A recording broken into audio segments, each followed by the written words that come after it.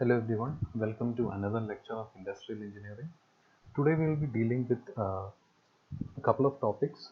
The first topic we will be discussing is called the product life cycle. So as the name suggests, product life cycle is a stages through which individual products develop over time. So all the product, see every product and service have certain life cycle. So the life cycle refers to the period from the product's first launch. So it refers to the time from the first launch till its final withdrawal. So all the activities which happens from the first launch till its final withdrawal can be seen in a product life cycle. So we can understand the product life cycle more clearly in the next slide. So here you can see the product life cycle includes in fact 1, 2, 3, 4. Four phases. The first phase is called the introduction phase. The second phase is called the growth phase. The third phase is called the maturity phase.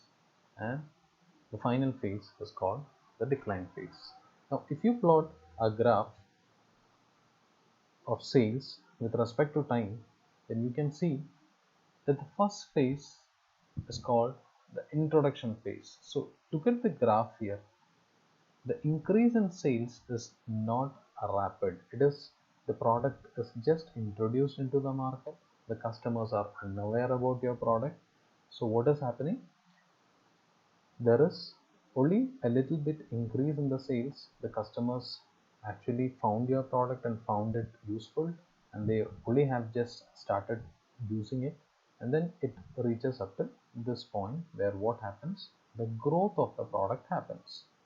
So that is the second stage. So that is called the growth stage. So the product is liked by the customer, and they are in need of the product, and they need your product badly, and they started buying it in a regular basis. So what happens?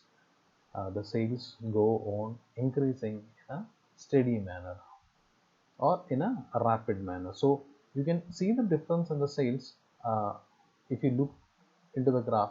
In the introduction phase or the first phase, what you had was not a rapid growth. It was just um, a growth which is like marginal. But if you see here, you can see that the growth is happening at a very rapid state, and your product has been growing in the in this particular span of time, and it reaches a particular point wherein new products or you have competition. You will start to have competition. There are other companies which produce the similar kind of product like yours, and then you have competition. So what happens? This phase is called maturity or maturity phase. Here you can see there is in fact only a very little increase in the sale. Why is it so? Because it has reached the maturity stage, or other products have come into the market. So you have a competition. So your product has only a little bit sale when compared to the growth stage and introduction stage. And after this point, the technology has been uh, you know there is a better technology available, and what happens? There is uh, no demand for your product anymore. So what happens? There is a decline in the sale because new products are available at the market which serve the purpose better than your product. So that is called the decline phase. So what are the phases involved in a product life cycle? The first phase is called the introduction phase. The second one is called the growth phase. The third one is maturity phase, and the fourth one is the decline phase. So the next topic we'll be discussing today is called the Gantt chart. Gantt chart is a bar chart showing the relationship of activities on a time scale. Gantt chart are ideal for tracking the progress of activities. So Gantt chart shows the relationship of activities. So there are a lot of activities happening inside your plan. So a Gantt chart is actually an indication of the relationship of these activities with respect to time. So if you want to track the working or track the progress of activities, then you can use Gantt chart. So Gantt chart was developed during World War I by a scientist named Henry L. Gantt. Now you will understand the concept better after seeing the figure. So this is an example of a Gantt chart. So you can see in the horizontal axis you have time, and in the vertical axis you have the activities. So the activities here included are activity A, B, C, D, E, F, G, etc.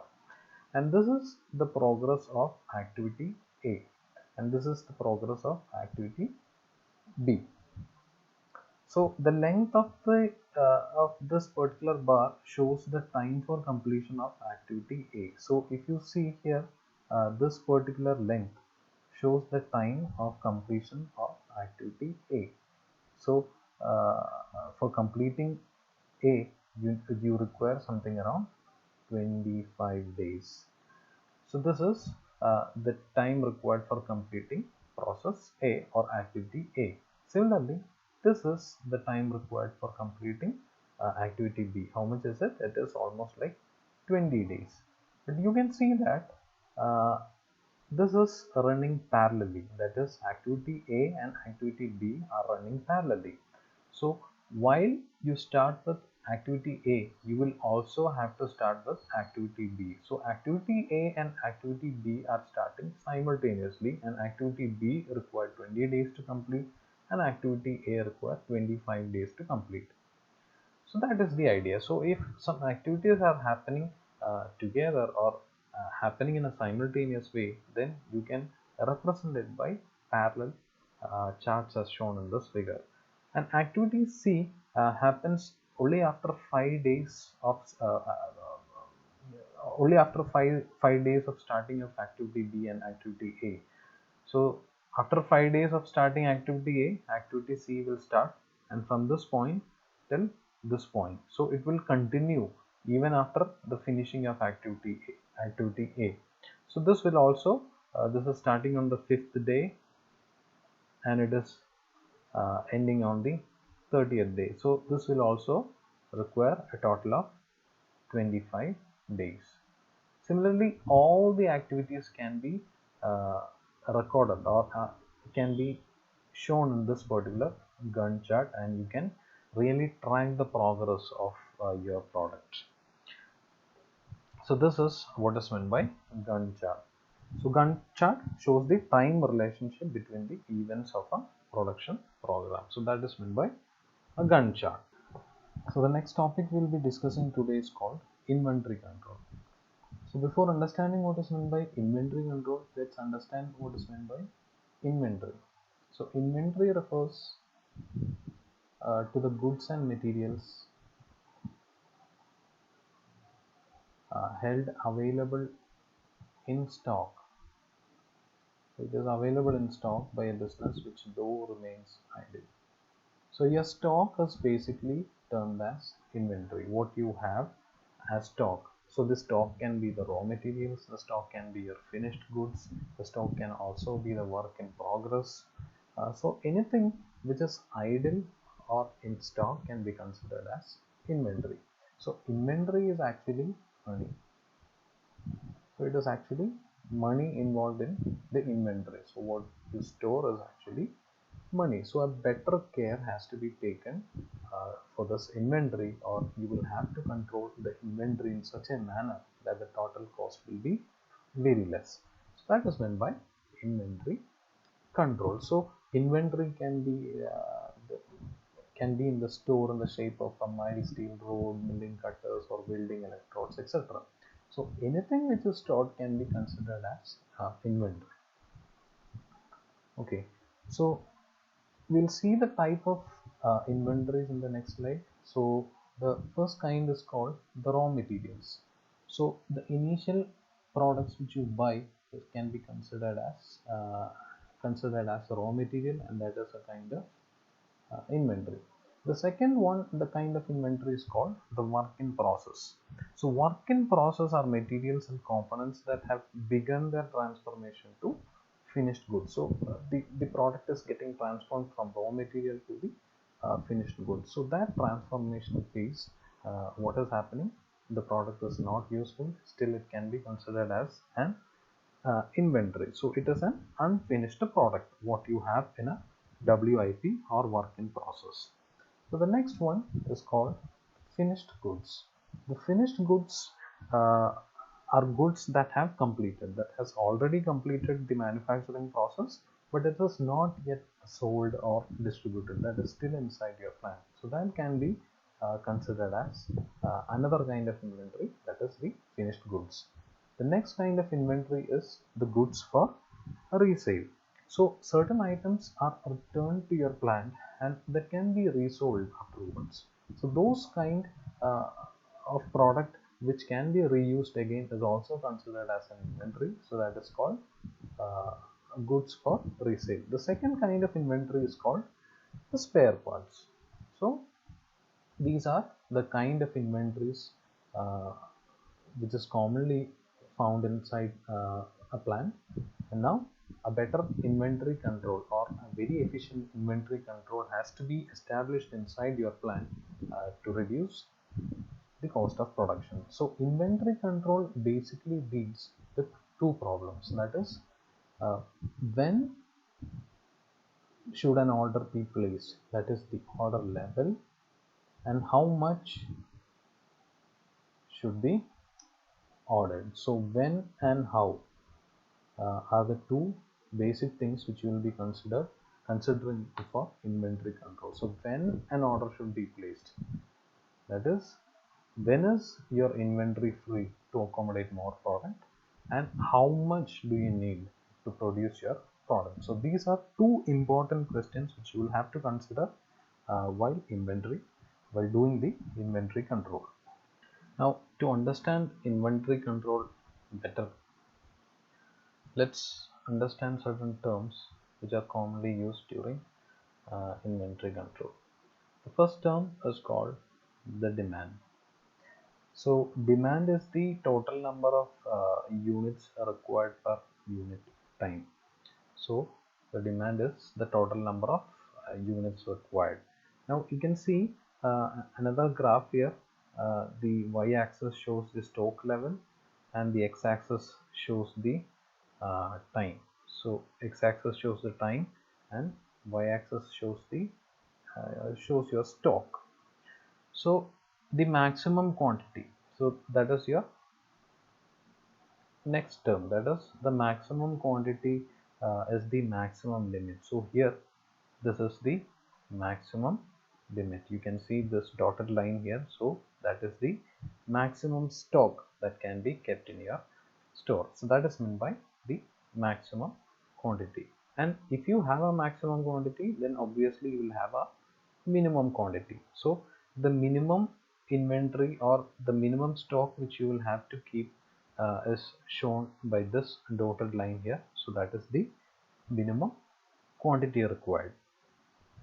Now the difference between the maximum and the minimum will give you another term, that is called the difference between the maximum and the minimum, that is called the standard order.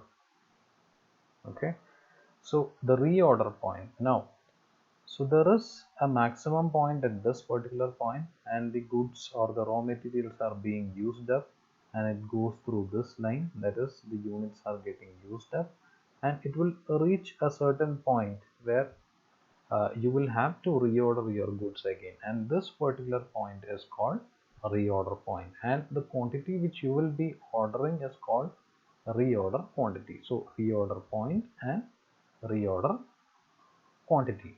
Now the next term which you will be understanding is called the lead time. So the lead time is there is this particular point, that is the reorder point, and this particular point where the new goods will arrive. So this time is called the lead time. So the lead time can be considered as the duration of time between placing of the order, that is from this point uh, to the receipt of the order. So you get the placement of the order and the receipt of the order. So this particular time is called the lead time. Now order cycle.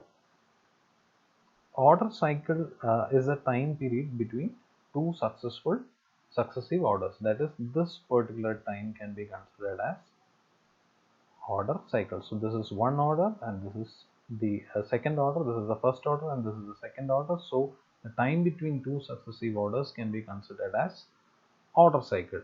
Now in every company you have a buffer, so that is meant by the safety stock. You will always have a safety stock inside your company, and if you look into this figure, so this is called your safety stock. So in the case of any unanticipated demand, then you will have to uh, fulfill those demand, and this particular buffer stock can be used up for satisfying those unanticipated events. So this is the terms which you used in inventory control, the demand, and I hope you are clear about the maximum quantity, that is the maximum quantity that can be accommodated in the inventory, and there is a minimum quantity, and the difference between the two, that is called the standard order, and there is a reorder point where you will have to reorder your quantity again or reorder the inventory again, and the quantity which you order is called reorder, is called the reorder quantity. The lead time, that is the time difference between the order point uh, and the receipt of the items, is called the lead time. The order cycle, that is the time gap between two successive orders, and the safety stock or the buffer of items you will be having in your inventory. So these are some among the very important terms which you use in the inventory control. So you have to understand this very clearly in order to understand the next topics better.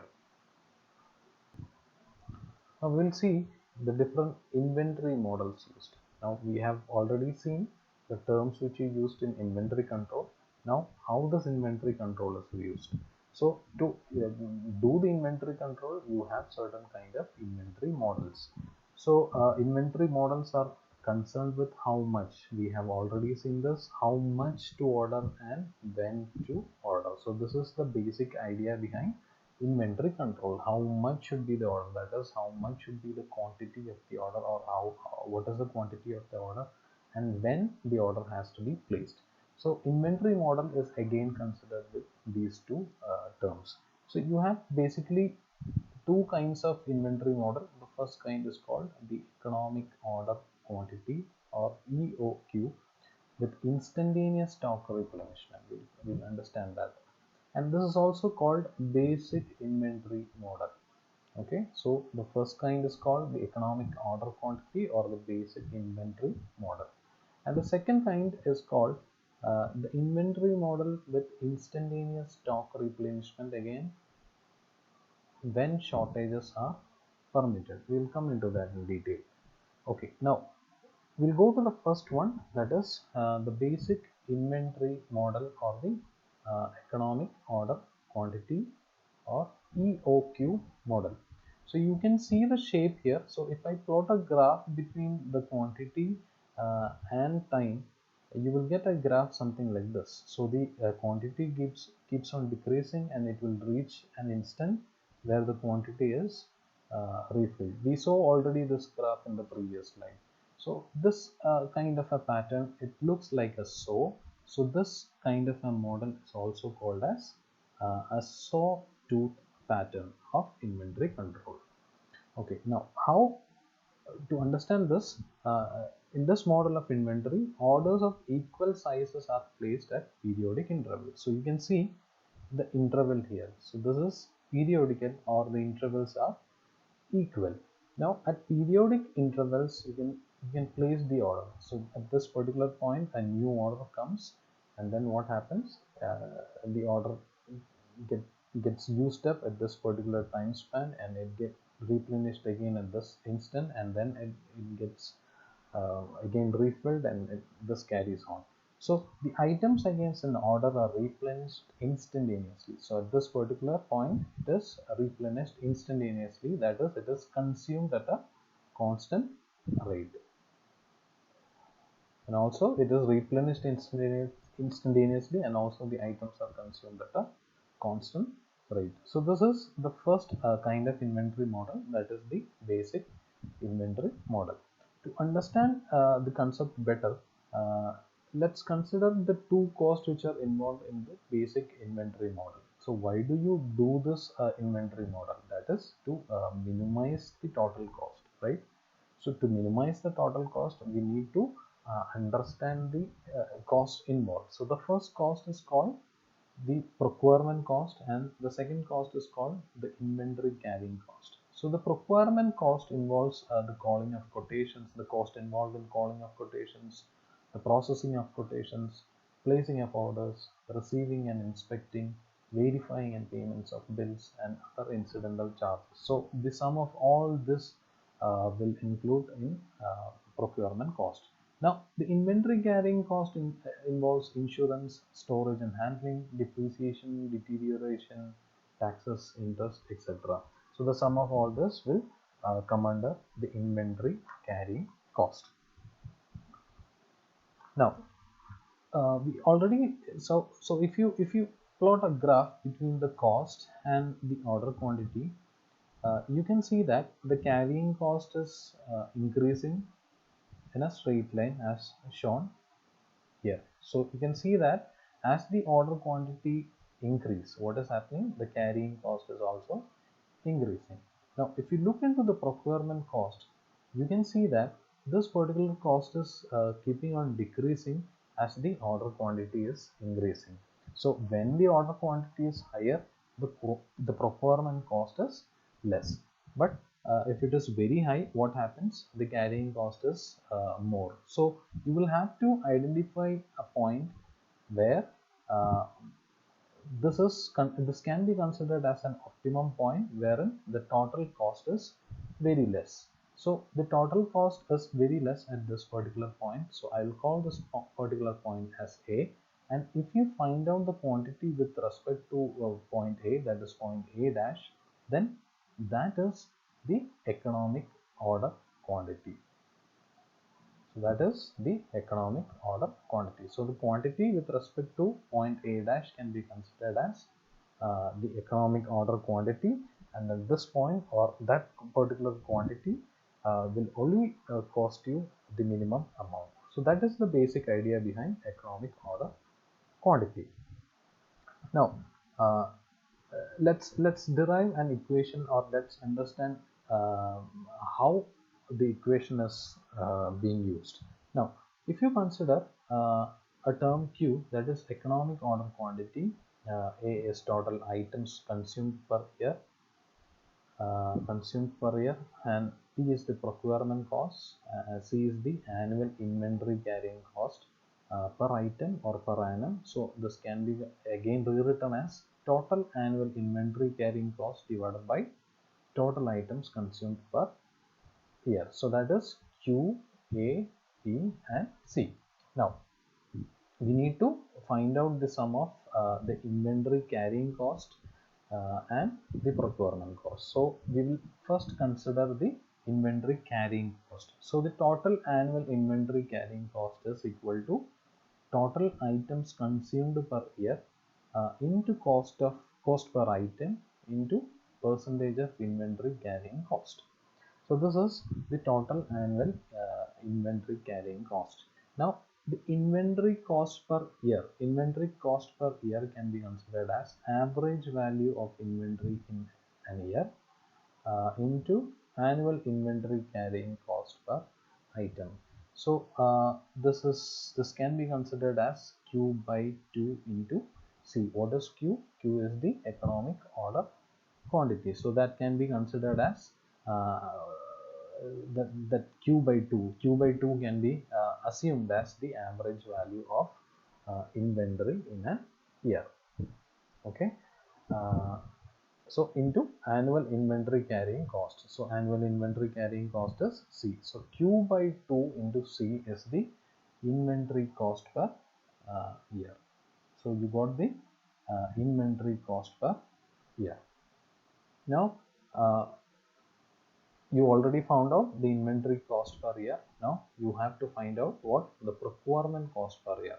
So the procurement cost can be the number of orders placed in a year into cost per order. So the number of orders placed in a year, as you already saw here, see the number of orders placed in a year is equal to the total number of items consumed divided by the number of items per order. So the total number of items consumed is A, and the number of items per order is Q, and the cost per order is P. So the procurement cost per year can be considered as A by Q into P.